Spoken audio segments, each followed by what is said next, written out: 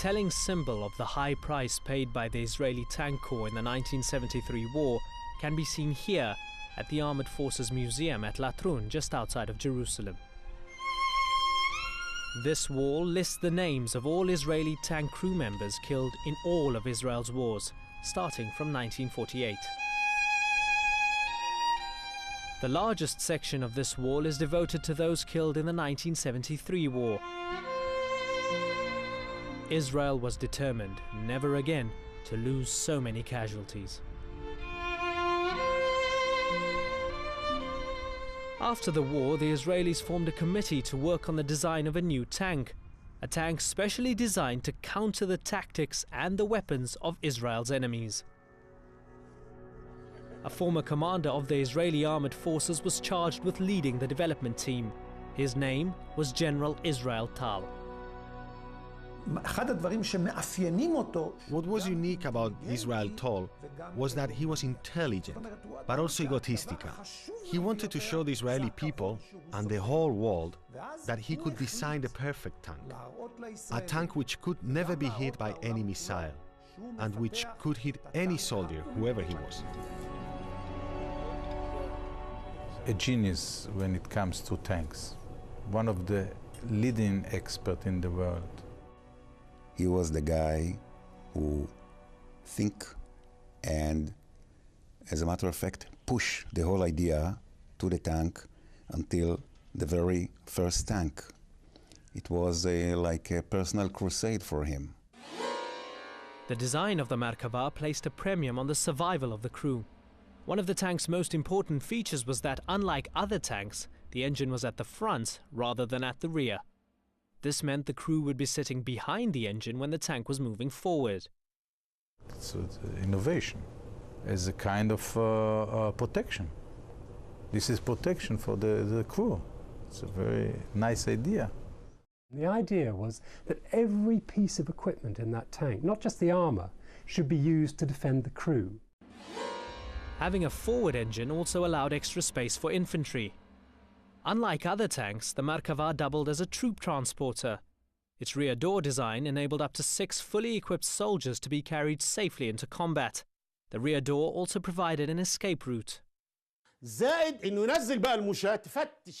tank plays a secondary role as an armored personnel carrier.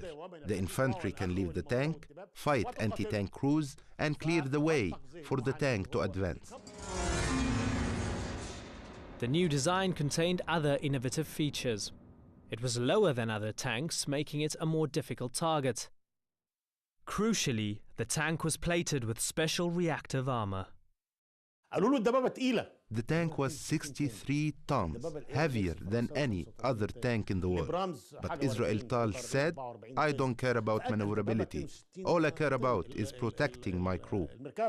The crew compartment was very luxurious, with air conditioning, cold drinking water and extra space for the crew.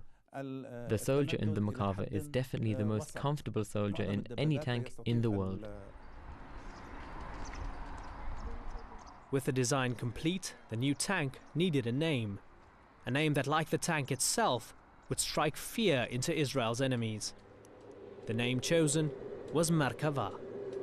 It was attended by biblical phantoms of power. I mean, it was a highly modern piece of cutting-edge technology, but it was also expressed in sort of archaic biblical terms. I mean, the word Merkava, it means chariot, but it also implies God. It's about theology. It's the word of God on tracks, tearing over the terrain.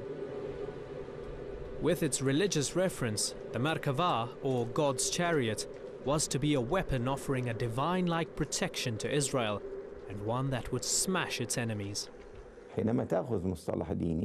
When the Israelis used the word with religious connotations for the Merkava, they took it out of its historical context.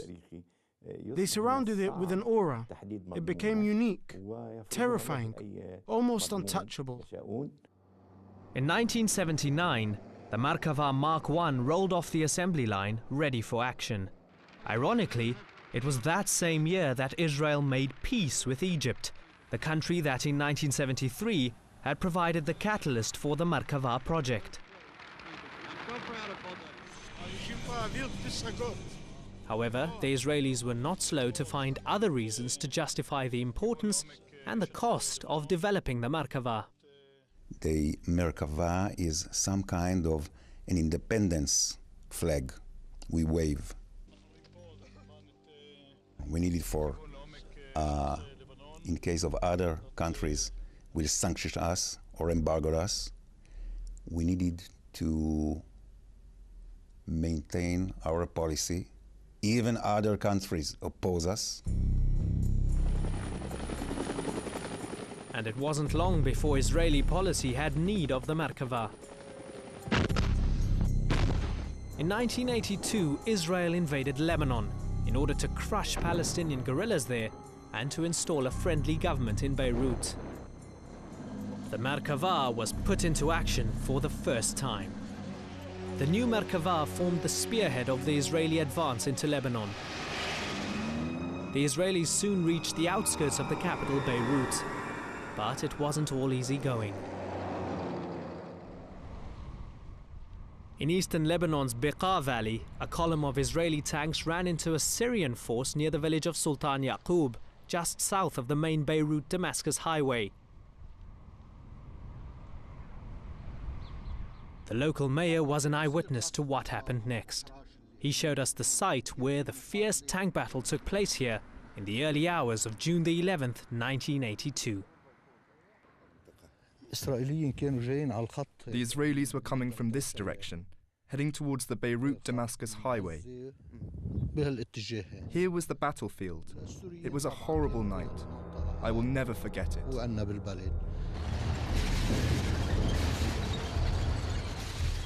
The Syrians later claimed to have destroyed over 20 Israeli tanks. This memorial was erected on the spot where the Syrians managed to halt the Israeli advance. The Syrians surprised the Israelis by using the new Soviet-made T-72 tank in the Battle of Sultan Yaqub. It was much better in its caliber and range than the Merkava Mark I. Despite the setback of Sultan Yaqub, the Merkava was judged to have performed well. It had reduced the level of Israeli losses. The Merkava was a success in 1982. The casualty figures were far lower than in the 1973 war. But the Israeli losses in Lebanon meant that the Merkava was still not the supreme tank General Israel Tal had dreamed of. As a result, the Israelis went back to the drawing board. They made upgrades to the original Merkava. The Merkava Mark II was created in 1983. 7 years later, the Merkava Mark III appeared. The new features included a higher caliber gun and armor upgrades. But as the tank underwent upgrades over the years, large-scale tank warfare was beginning to look more a thing of the past. 1991 witnessed the collapse of the Soviet Union. For decades, the chief military supplier of Israel's Arab opponents. And that same year, another threat to Israel, the army of Iraq, was seriously weakened in the Gulf War. In the Merkava, Israel had arguably one of the best tanks in the world. But who was it designed to be used against?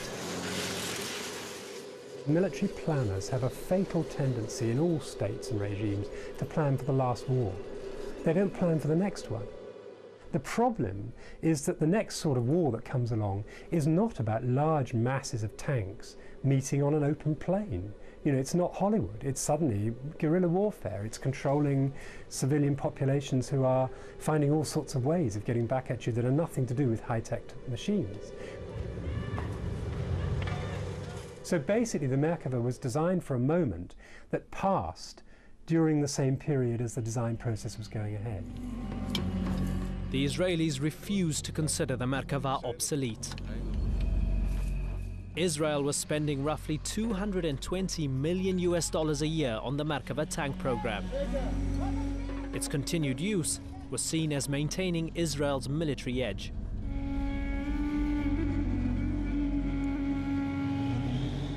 The Merkava was soon given a new role, not in the open field of battle, but in the densely packed civilian neighborhoods of the West Bank and Gaza, following the eruption of the Second Palestinian Intifada in the year 2000.